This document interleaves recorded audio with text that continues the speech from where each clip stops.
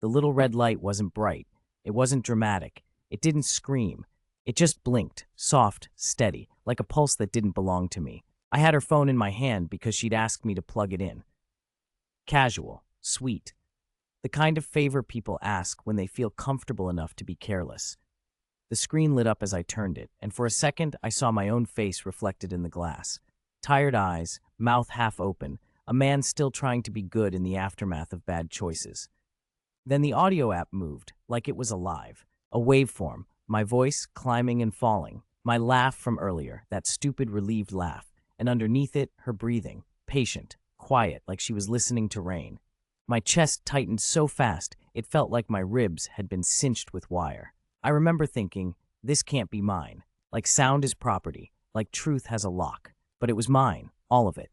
My confession, my guilt, the names, the dates, the part I couldn't say out loud to anyone else because it would turn my life into ash.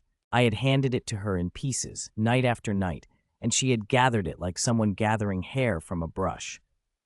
The worst part wasn't the betrayal. The worst part was the way my brain reached for gratitude anyway. Like a trained animal, still looking for the hand that fed it. I didn't meet her in a moment of strength. I met her in the thin space between panic attacks, in the hours where sleep feels like a rumor. It was a bar that pretended it wasn't a bar. Dim lighting, small plates, jazz low enough to pass as background noise. I had gone alone because being alone felt safer than being known. I sat at the end of the counter with my shoulders hunched forward, like I could hide inside myself. She didn't slide into the seat next to mine like a movie. She took a table 2 seats away and waited. Not flirtation, not hunting, just presence. The kind that makes silence feel less like punishment. When my hands started shaking as I lifted my glass, she didn't stare. She didn't ask if I was okay. She just said soft, almost bored, "That's a rough day." I don't know why that cracked me. It wasn't pity. It wasn't concern. It was permission. I said something stupid, an apology that didn't make sense. People apologize when they're scared of being inconvenient. She nodded like it was normal, like she'd seen worse, like my mess wasn't a spectacle. That was her gift at first. She made shame feel ordinary. We didn't swap life stories. We swapped small details, names, work, a few safe jokes. She had a laugh that stayed quiet, as if she didn't want to waste it on the wrong moment. When I said I was tired, she didn't offer advice. She just said, "Yeah, I can see that." No one says that anymore. People either fix or flee. Seeing is rarer. Her name was Alina. She said it like it didn't matter. I repeated it anyway, because I wanted it to stick. The next time I went, she was there again. Same table, same calm. It wasn't coincidence. It wasn't planned either. At least that's what I told myself. I wanted it to be fate, because fate is cleaner than intention. We started texting. At first it was light. Memes, quick check-ins, stupid observations about the weather. Then it shifted the way a tide shifts. No single wave announces it, but suddenly the water is at a different height. She asked questions that felt like care. How's the sleep? Did the nightmares show up? Are the thoughts loud today? I should have been suspicious. People don't talk like that unless they're trained or invested. But suspicion takes energy, and I was already running on fumes. One night, after 3 days of my stomach feeling like it was full of stones, I told her something small, a harmless secret. The kind of thing I'd normally keep buried out of habit. She didn't flinch. She didn't change her tone. She sent back, "Okay, that's heavy. I'm still here." Still here. That phrase hit like a sedative. I replied too fast. I replied like I'd been waiting for it.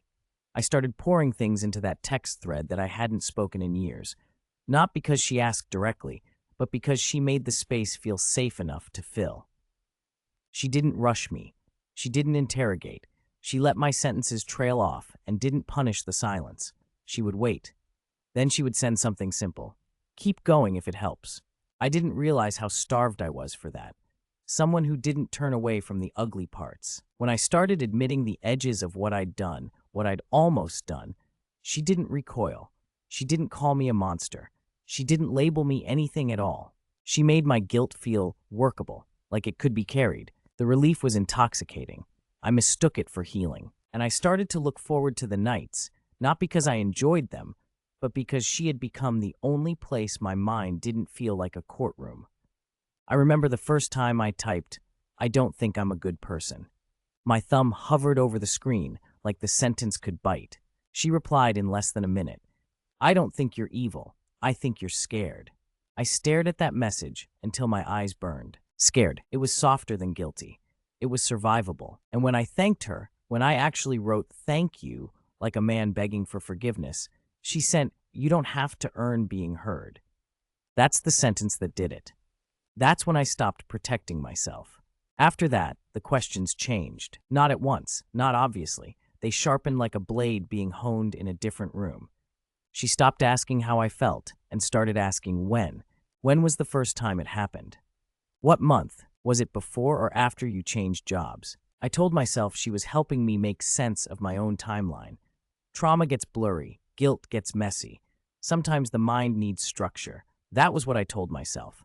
But there were moments, tiny, almost invisible moments, where something in her tone felt arranged. If I skipped over a detail, she didn't react emotionally. She didn't say that's okay. She said, go back. That part matters. Matters for what? Sometimes she would ask the same question twice, phrased differently, like she was testing the consistency of my answer. I noticed it once and felt heat rise up my neck. I joked to cover it. Damn, Alina, it's like I'm on a witness stand. She sent back a laughing emoji. Then, I'm just trying to understand you. Understand. I hated myself for how badly I wanted to be understood. The intimacy grew strange. Not sexual, nothing like that. It was worse in a way. It was the kind of closeness that makes a person feel chosen. She would message late at night after long stretches of silence, and it would feel like she'd been thinking about me the whole time. I can't sleep. Tell me what's going on in your head. I keep wondering what you're carrying. Those words weren't romantic. They were surgical. They cut right to the part of me that had learned to perform strength. I started waiting for her messages like they were medication. I began to feel uneasy when she didn't respond. I checked my phone too often. I reread old texts, searching for signs I'd missed, like a man picking at a scab. Then came the first time she asked for names. Not directly, never directly. She said, it sounds like there were people involved. I said, not really. She said, there are always people, even if they're in the background. Background, like a scene. I felt the pit in my stomach open. I typed, I can't. She waited. Minutes passed. Then, okay, I'm not going to push. I'm still here. Still here again. The phrase that calmed me was also the rope around my wrists. So I gave her a name. Just one. A first name. A detail without context. I justified it by telling myself it wasn't enough to matter. It was a gesture of trust, nothing more. She responded, thank you. That helps. Helps. What did it help? A few nights later, she asked for the spelling. I felt cold. I should have stopped then. I should have shut it down, blocked the number, swallowed the shame alone like I always had. But something else had already formed between my ribs. Dependence. The idea that losing her would mean losing the only person who didn't treat my confession like a weapon. I started noticing other things. Her compliments were strategic. They arrived right after I revealed something heavy, like a reward. I'm proud of you for being honest. That took courage. I knew there was more to you than the mistakes. Every time she said something like that, I felt my posture straighten in my chair. I felt like maybe I could still be a man worth saving.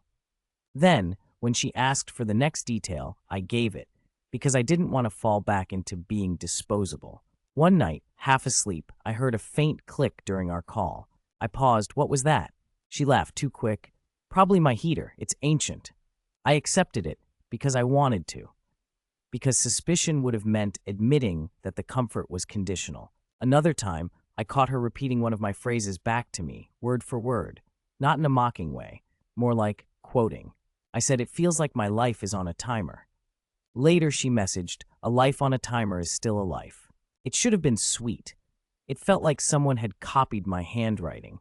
I started waking up with a film of dread on my skin. The conversations were still tender, still slow, but I began to feel like I was being guided somewhere, like the path was already mapped, and I was too tired to notice the signposts. The night it broke, I had been drinking. Not heavily, just enough for my defenses to soften at the edges. She asked one of those precise questions, the kind that made my throat go dry. Did anyone else know you were there that night? My stomach dropped. I heard myself say, yeah. The word left my mouth like a confession escaping custody. She didn't respond immediately. Silence, then a breath. Controlled, quiet. Okay, she said, tell me who. And I did, because she had trained me to believe that truth, in her hands, turned into mercy. It happened on an ordinary night, which is the cruelest kind. She was at my place. Not because we were dating. There was no label, no romance, nothing that clean. She said she wanted to be near without making it complicated.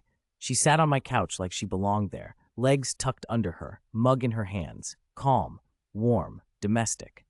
It made my skin relax. She asked for my charger, and I handed her the phone without thinking. I walked into the kitchen. I rinsed a glass. I looked out the window at the streetlights and felt, for the first time in weeks, almost normal. Then I heard the tiny buzz of her screen lighting up. When I came back, she had set the phone down on the coffee table, face up, like she wanted it seen, like she was done hiding. The screen was still on. Audio recording, timer running, waveform moving. My voice, my laugh, my confessions, stacked like bodies. For a second, I just stood there, brain refusing to translate what my eyes were saying. My hands went numb from the fingertips inward, like frost spreading through bone. I picked the phone up, like it might burn. I heard myself on the playback, clearer than I remembered, saying things I'd begged myself to forget.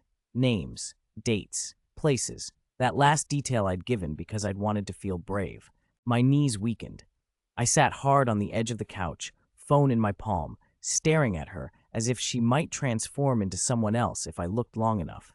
She didn't look guilty. She looked relieved. Don't, I said. My voice came out small, pathetic. Don't do this. She set her mug down carefully. No shaking, no panic. I had to, she said. My heart stuttered. I tried to speak, but my throat was full of air that wouldn't turn into words. The room felt suddenly too bright, too exposed, like all the walls were made of glass. What is that? I managed. What the hell is that? She blinked slowly. It's proof. Proof. The word landed like a slap. I laughed, a short, ugly sound. Proof of what? Me falling apart? She didn't rise to the emotion. That was the sick part. She stayed calm, like calm was a weapon. I'm not doing this to hurt you, she said. A hot, helpless anger rushed up my chest. Then what? This is what, Alina? Some kind of sick project? She tilted her head as if considering the best way to phrase it. I tried to give you a chance to tell the truth on your own. On your own, like I hadn't. Like my confession hadn't been an act of trust, an act of surrender. I stared at her and felt something inside me split. Not pain, not exactly. Something colder. Recognition. All those nights, all those pauses, all those precise questions. The way she rewarded me for being honest. It wasn't love. It wasn't even kindness. It was extraction, and I had been grateful for the needle. I stood up too fast, and the room spun. My vision tunneled. I wanted to smash the phone against the wall. I wanted to erase my own voice. Instead, I held it like an idiot, like it still belonged to me. Who are you? I whispered. She exhaled, someone who couldn't ignore what was happening. I heard a new sound then, my own breathing turning rough, sharp, a trapped animal. I backed away from her, my shoulders hitting the wall. I told you, I said, barely audible. I told you because I thought being heard meant being safe. Because I thought confession was a bridge, not a trapdoor. Her eyes softened, just a little, almost convincing. I didn't want it to end like this, she said. That sentence made me sick, the performance of regret, the final touch. What did you want? I asked, voice cracking. For me to thank you again? Silent. She didn't answer, which was its own answer. My phone buzzed, mine, not hers. A notification, a number I didn't recognize. Then another, and another. She had already sent it, pieces at least, enough to start the avalanche. My stomach clenched so hard I thought I might throw up. I looked at her and saw the true ending in her posture. The quiet certainty of someone who had already decided what I deserved. She stood, smooth and unhurried, and picked up her coat. I'm sorry, she said, and it sounded rehearsed, like a line delivered to close a scene. I couldn't move. I couldn't chase. I couldn't beg. Begging would have been admitting that my dignity was hers to grant. So I did what I'd been trained to do. I stayed still. I listened to the door click shut like a verdict. Later, alone in the dark, I sat on the floor with my back against the couch and replayed the messages in my head, not hers, mine. All the times I thanked her. All the times I said I felt lighter. All the times I offered more. It wasn't just that she recorded me. It was that she let me believe I was healing while she built the case. And even now, with my life cracking open, part of me still missed the feeling of being listened to. That's what keeps me awake. Not the consequences, not the exposure, not the fear. It's the realization that I mistook a trap for tenderness. And I walked into it willingly.